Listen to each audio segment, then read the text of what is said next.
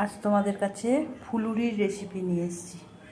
দেখো, ফুলুরির জন্য লাগছে, আমি হাফ কাপ বেসন নিয়েছি, আর এই বাটিটার হাফ বাটি মটর ডাল নিয়েছি, আর লাগবে নুন পরিমাণ মতো,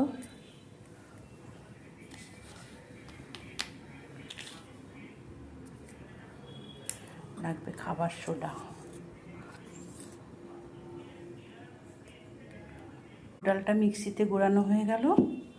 এইবারে এটা ভালো করে মিক্স করে একটু টাইট করে একটা ব্যাটার তৈরি করব। খুব বেশি পাতলা হবে না,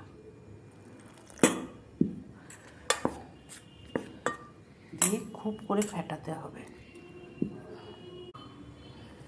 দেখো বন্ধুরা, এরকমভাবে ফাটিয়েছি। এবারে এই মটর ডালের এই গুঁড়োটা দিয়ে দিলাম। বেশ টাইট টাইট হবে, তারপরে সর্ষের তেলে ভাজা হবে। দেখো বন্ধুরা, এবার কড়াতে সর্ষের তেল দিলাম, সর্ষের তেল দিয়ে ভাজা হবে ফুলুরিটা। আর এই ব্যাটারটার মধ্যে একটু গরম তেল দিয়ে দিলাম।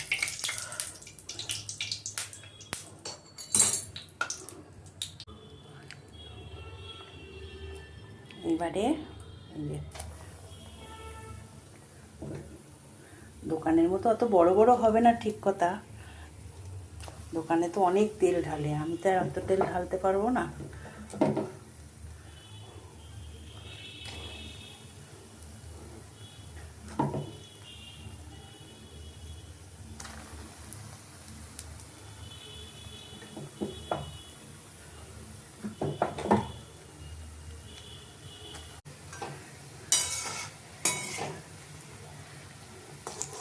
দেখো, একদম ফুলুরি দোকানের মতনই হয়েছে, কিন্তু সাইজটা আমার খুব ছোট ছোট হয়েছে।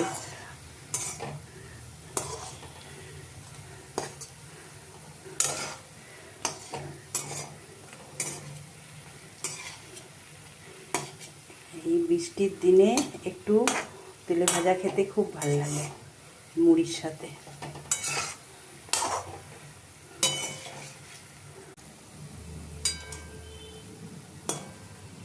হয়ে গেল আমার ফুলুরি ভাজা। আমার ফুলুরি রেডি। দেখো, একদম দোকানের মতো হয়েছে, ঠাস। এই যে আরেকটা ভেঙে দেখাই।